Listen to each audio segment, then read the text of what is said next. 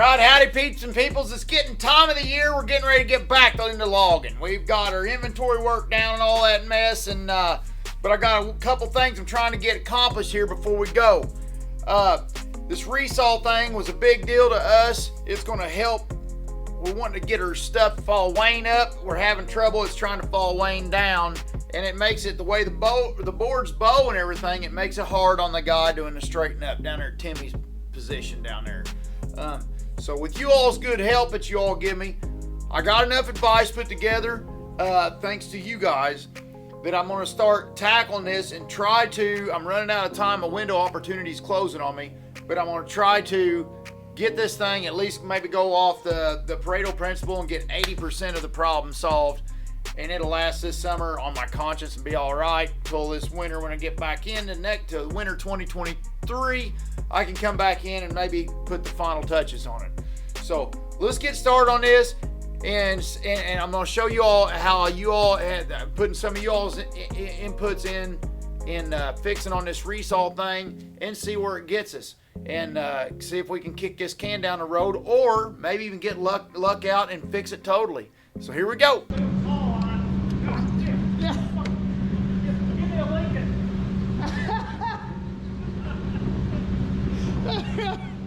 Alright, and Frickamall's done picking on me. What we're doing here today is Calvin got a hold of us from Wagner here. So Calvin got a hold of me, and a bunch of y'all wrote in too, and some of you was saying fix it on the bottom end. So we got to, oh, I see what's going on. It went both ways, didn't it?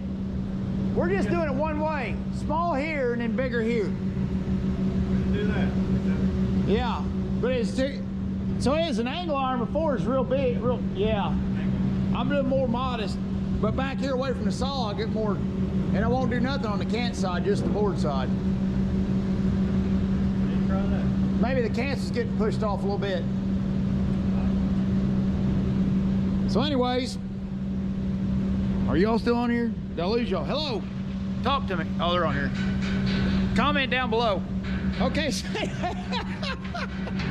And if you're looking for a handyman, he's taking a handyman service. You got your back door needs worked on or something, call him. He'll work on your back door. Showers? He does showers. Showers, back doors, and windows. All right, let me get started. So I got some scrap over here, some small steel, and we're going to start modest, and then we're going to grow from there. And with Calvin set up down there at Nineveh, they did 1, 2, 3 rollers, and which I don't know if I can do this roller or not, because the way the pickers are positioned there. But this roller we get pretty exaggerated with, and we'll just go on the board side with a kind of like that. And then I seen also the first splitter needs to be a little doodad on him too. That would help out a bunch. Well, let's get to it.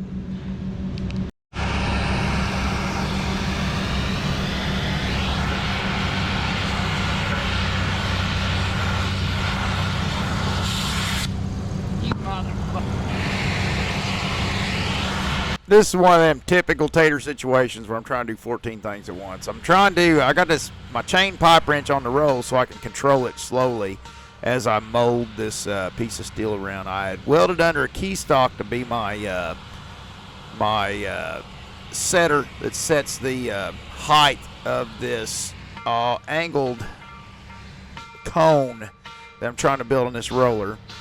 And when you're doing something like this, it's real meticulous to try to get it. This is kind of like blacksmithing, so you're trying to be meticulous and get it to where it stays, you know, uniform and on par as far as the saw line and all that good mess. And it's a little complex to do. In reality, sounds easy, but it's not. Well, it's not for me, anyways. Especially when I'm running torch, hammer, welder, knick-knack, arm under a pipe wrench and everything else. So. Now, when I get it hot, I bring it around just a little bit. I got a mark on the roller to try to keep me centered up somewhat, so I ain't got something that's wobbling. I've done that in the past. Then I roll just a little bit, and then I go ahead and weld down. And I try to stretch the metal on the outside diameter more, and then keep the center hub towards the roller more, so it's keeping its thickness better down at the base, and then stretching a little farther out as a wind up there. And there's Rodney. Me and Rodney and Alex got to shooting the bull. And Rodney and Rodney actually watches this channel. So those of you comment on there, those of you in a good mood, give Rodney a shout out. He watches it sometimes. Now it's probably Super Bowl Sunday today, so he's probably gonna be Super Bowling today. But he might catch up this before it's over with. So make sure and holler at Rodney if you guys don't care. All right, we got it welded all the way around. It ain't gonna be perfect, so we're gonna start up and see how wobbly it is. It's gonna be a bit wobbly, but nothing God can't fix with a grinder and a little bit of patience. And then see how close we are to the center. That's Mr. Pat, everybody. We're YouTubing. We're YouTubing.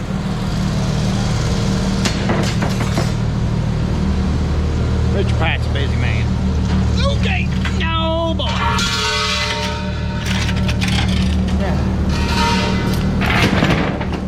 Let me get this stuff out of the way.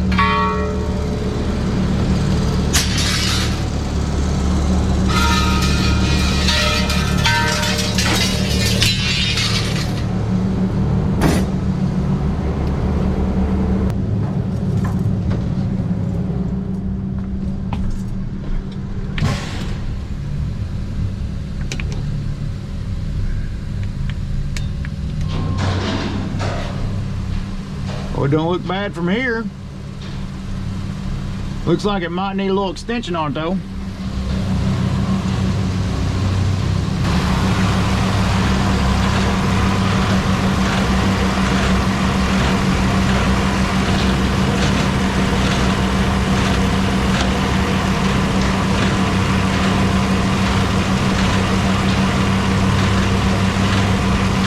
Might do a little more work to it, but it ain't bad.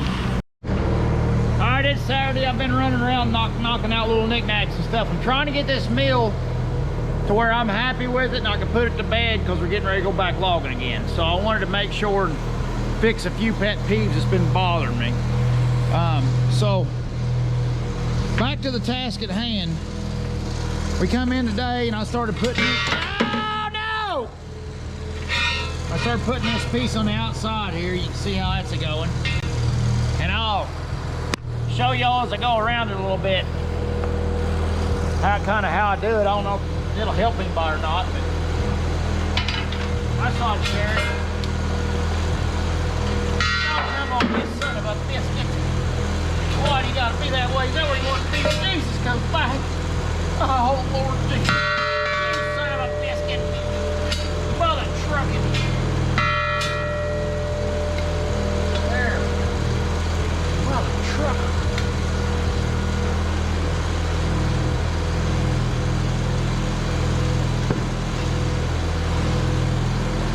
Started up earlier and it actually don't wobble too bad. I'm actually pretty happy with it. I like it not to wobble at all, but we all know that ain't gonna happen with this company. Work it, turkey. Work it, dirt.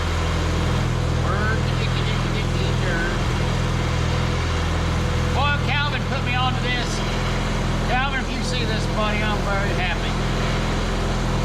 I have a feeling this is gonna work, bub. The reason it's tapered on that side and straight on this side, I'm trying to get this right on the saw line, this bar. And then everything on the outside, on my side, is the cant side, so it don't affect the cant stuff. So I'm trying to make it to where it ain't pulling a cant in the saw blade or something to that nature.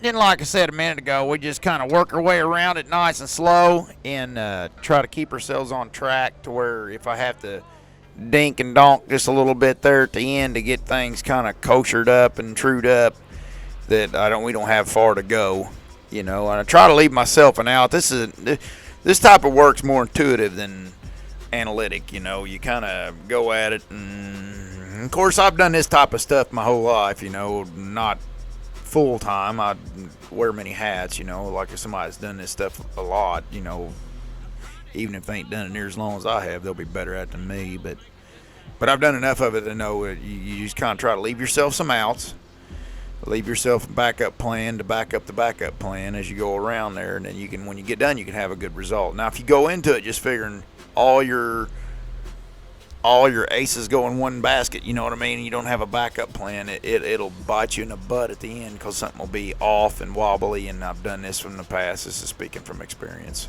So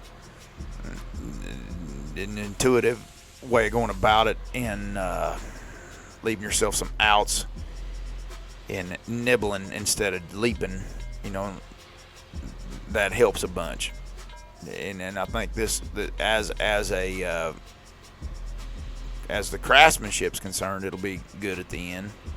Now the functionality part, that's yet to be seen, but the craftsmanship will be, you know, good enough. And with me, is some we're going to use forever. I want it to be just right, you know. I don't want it to be wobble cocking and looking like a bunch of daggone misfits, you know. When if somebody comes to tour the place, or somebody working off the machine, you know, it's just not good for morale to be hodgepodging up fabricating work. I don't like. I go to a lot of sawmills from time to time. It's got hodgy-podgy fabrication work, and I know the fact of the matter is, your bottom line's what counts, you know, and all that stuff, and that don't really change that as directly change that figure, but what it does do is it changes morale. You're going to work to a shithole, or you're going to work to somewhere that cares and tries and all that stuff, you know, and that's what I'm trying to do. I ain't saying we're perfect at it by no means, by any stretch of the imagination, but I'm trying to add to you. Wait till you see how Blackie comes along. Those of you that's wondering about Blackie, oh my God. The case in point, and that's somebody like Big Dan that's working on Blackie. You take somebody like that, and it's like a cocktail. We're all like a cocktail. All of us is flavors. All our personalities make flavors in this big cocktail that we call Phil H and Timber Harvest. And Dan is a big leader, and you know, his experience and all that stuff. And then what he brings to the cocktails, he kind of teaches all us younger. Well, we're not really young anymore, but all us the next generation, all us Xers and the millennials, he's teaching all of us, you know, he's helping persuading all of us to do good crafty work, you know, and that's fulfilling in itself. Not even counting, looking at it like, you know, moving timber and doing all that stuff. That's just for, you know, house cleaning and taking care of your things and having pride in your craftsmanship. You know, so you take somebody like Dan added to the cocktail, and he plays a big part of that, you know, and I can go on, you know, Rodney and the Graydon and Alex and you know, and Rick and Ball in the file room, and Big D in the shop, and Robin in the woods, and Big Mama and Big Daddy, of course. You know, all that stuff just help manipulates all of us to help get us all to form this company, this team. All right. Why are you trying to be a turd? You're just a... Okay. This roller can slide back and forth. So I'm going to have to put some lock collars in to make sure and hold it on saw line, because there's going to be some forces pushing on it as these things try to open up and do the things and whop with cans and stuff. So I lined it up, I sighted down everything and lined it up straight as an arrow. And now I'm gonna put my locking collars on. And these babies, these split collars are awesome. Anybody that's in our industry, these are your best friend right here. I use them all over the place. All right, I think it's ready for test and tune. So this rig is set up to run all day, a full shift, so it ain't like we can just start it up and go at it. We're gonna have to first start the air compressor because it takes, this machine runs off of electricity, hydraulic pressure, and air pressure. So first we gotta start the air compressor. I tell you, it's a beautiful day. I love it. And the things we're fixing this winter, I haven't YouTube hardly anything, but we've been fixing all kinds of crap. Production's getting good and smooth. It's just, look how clean this air compressor room is. Big Mama's on everybody on a clean adventure. All right, let's see if it's,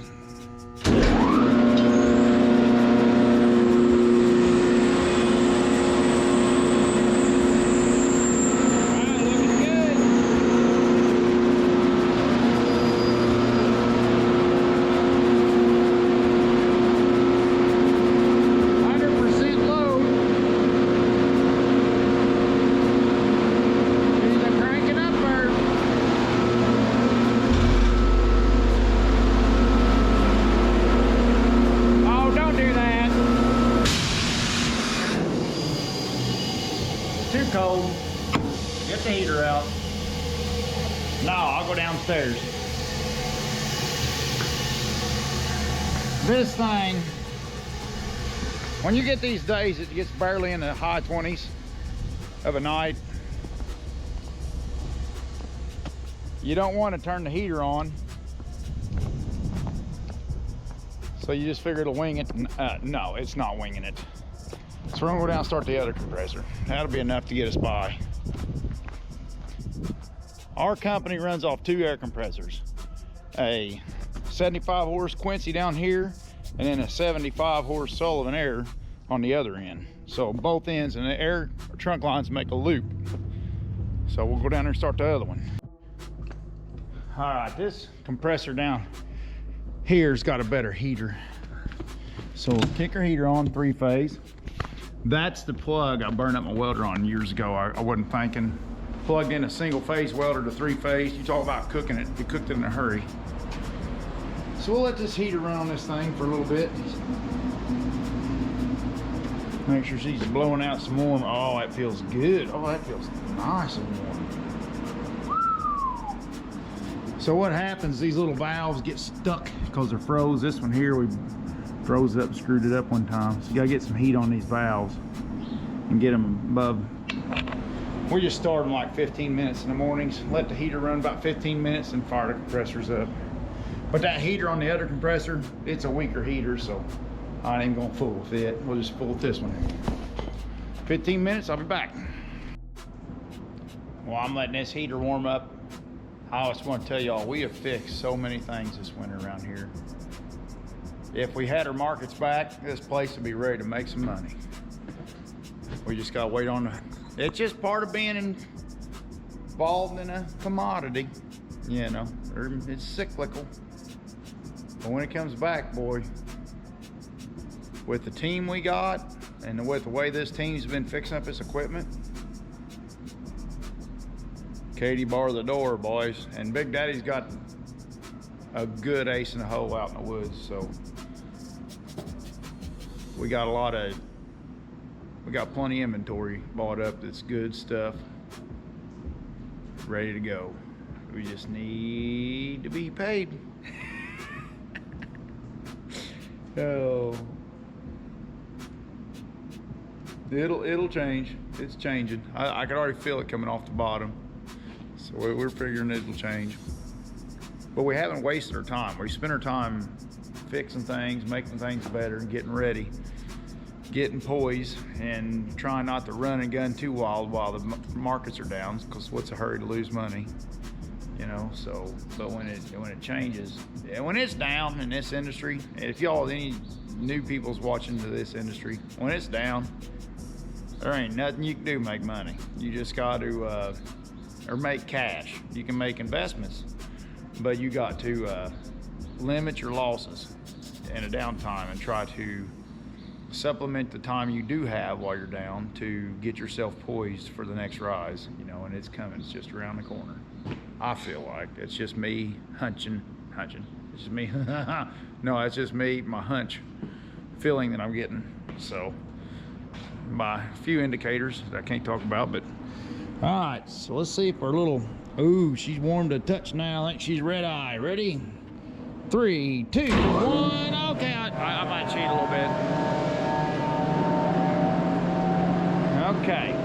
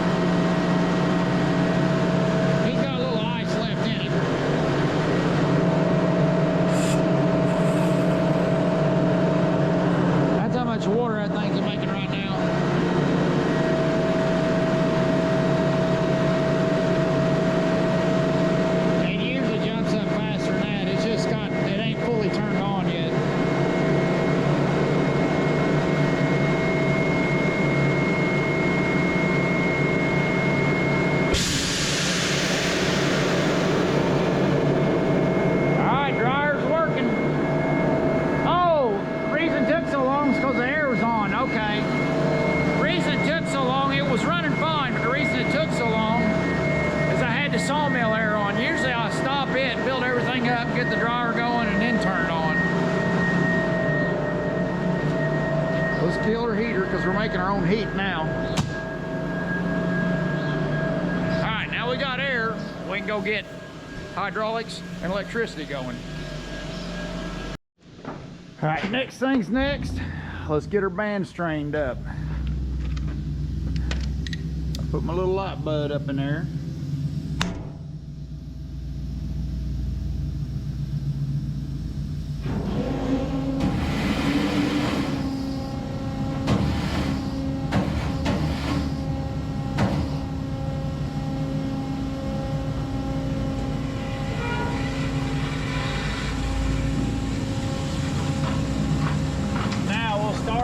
Track it. Should be pretty close to track.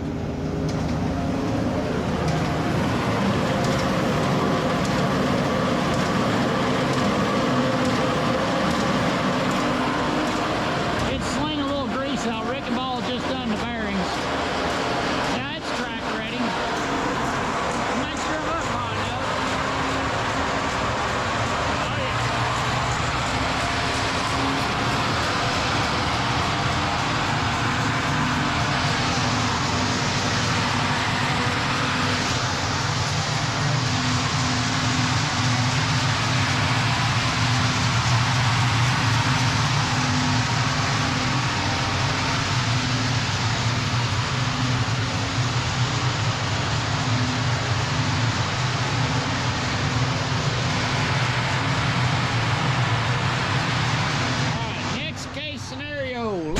Open her cabinet up because I know we're gonna have to mess with her timers, because adding that stuff to them gizmos probably messed up our timing. So we're gonna have to adjust some of our timers to get all the gizmos to pop up right and not make funkiness out of the boards.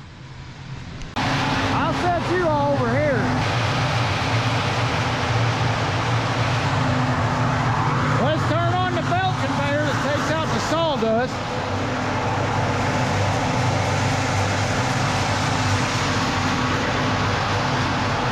See that running out that door right there?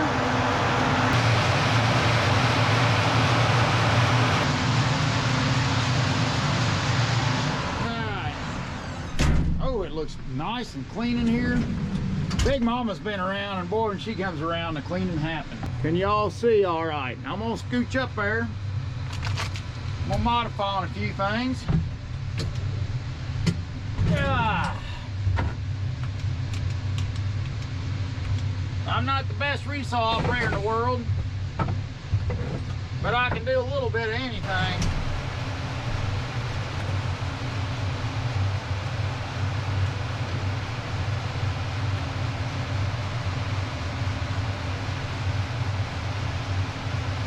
Oh, wrong way. Oh, yeah?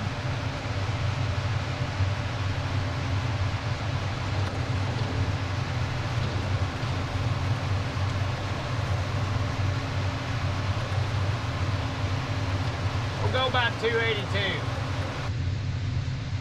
260 something.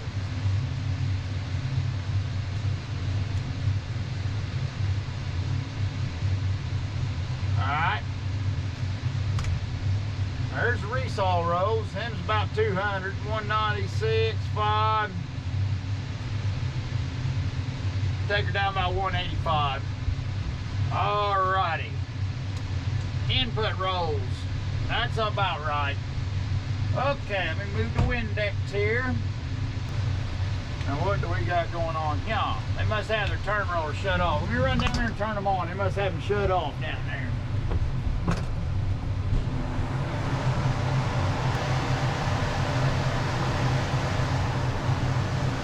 I'm gonna go ahead.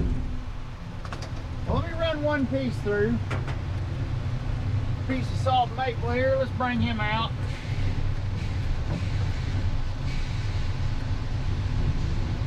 Whoop. Let's run him through. Bless America. Let's see what happens.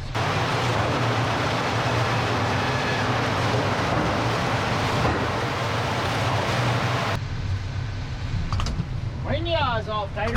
All right, I'll be back. I'll clean the eyes off now. Okay, to those of you that might not understand this, there's probably ain't many people that don't understand this on here, but if there is, I'm one of them. The way this machine works is it runs off a PLC, programmable logic controller. So it uses inputs to make logic decisions. Look at that, I just screwed up. I left this on here because I figured y'all could get a chuckle out of me and this board fighting each other. But it takes inputs, so it takes like photo eyes that reads where things are, or timers, or HIM controls, or stuff like that to decide inputs. Then your logic is written out or whatever, and then it makes outputs to do certain things. Well, these photo eyes gets dust on them and they screw up from time to time. Now that I've clearly showed y'all how not to do it, now let's see if we know how to do it. All right.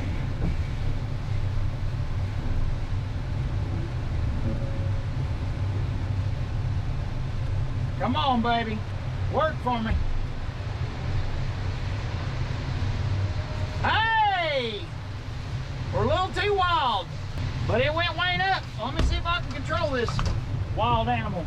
Things that can be adjusted is that picker's jumping up too wild, and I welded a wing on it that for some reason I didn't capture in the video here. I'll capture it eventually through this process, but so I got my first splitter jumping up a little too frantically in throwing the board. So I'm gonna crawl on it now and adjust a flow control, an air flow control on the upseas. And now I'm playing with the photo eye there at the back of the fence to make them all jump up to show me how. So we can do a little show and tell here, and I can adjust on the rise speed of the splitter number 1 is what I'm working on. I mean, there's so many things to tune, and everything's got a cause and effect that affects the whole chain of events. And you get to light small boards, and they just dance around like a damn ballerina, so it makes it hard to, small mass is easy to manipulate, so. Well, there's 2 of them come out cross-eyed and wane up, so ha-ha! All right.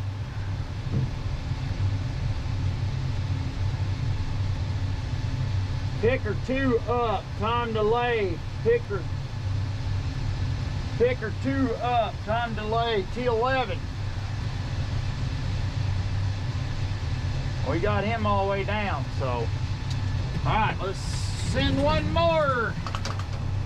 Victim through the saw blade, yeah boy.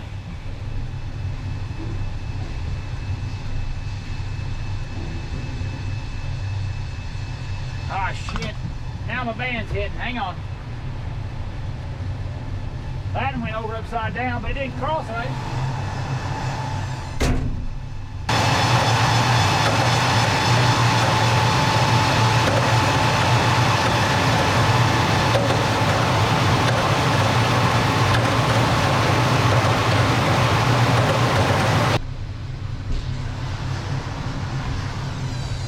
I ain't used to doing this just by myself here. This is kind of a multi-person job here.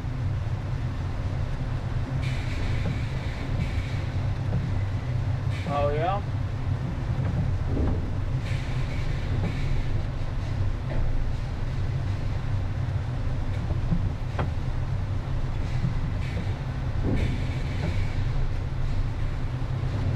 Alright, one more. Come on, baby. Work for us now. Hey! We have a winner! And we're a little cockeyed. Maybe picker number 3, we need to speed up a little bit. Picker number 3 is T12. We'll speed him up just a hair because he'll stop him from going so sideways on us. Let's bring another one out. That's pretty good. Now, if we only fix 80% of the problem, I'm not too concerned about the last 20% until next winter.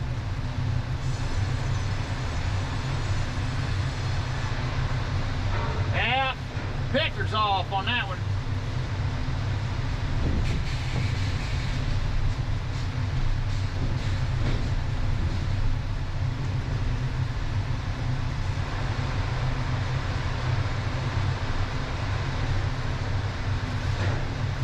At least went straight. It's upside down, but it went straight.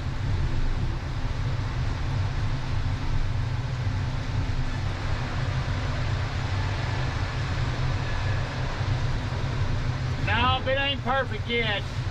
All right, at this point, it's 4:30, or it's 5:30 Sunday morning. I'm trying to get this video done and get it out to y'all because I'm actually running late on videos. I've been so daggone busy. And getting into this, now this job is a multi-person job. And usually in the mornings when we start up, I'm running around adjusting things. See, our center...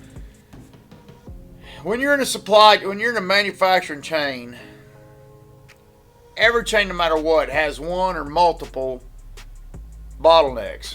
And this is one of the bottlenecks. So we spend a lot of time on this machine. The other bottleneck's your head saw. Your head saw and your resaw is the bottlenecks of the production. Once in a blue moon, it can be the lumber room in short spurts, but usually not. They run the lumber room really good. Alex is running the crap out of it right now. And so usually our bottlenecks tend to be the mechanical stuff up above, which is why I spend a lot of attention here in the resaw. This video's getting long enough, and I'm going to have to do some more modifications. I'm going to have to help the guys in the morning, Monday morning, tomorrow morning, fire up, and I'm going to have to do some tuning in. If you don't care, let me shut this off because it's getting long. We'll come back, and I'll have more information and do more tuning. I don't like the way this is starting off. I just want to say, I think what we've done with adding to the splitter, I think that's something that needed to happen, or the picker, and putting a thing in that Calvin then put in, I think that's important too. I think all this is important, but we're running little pieces of junk through it.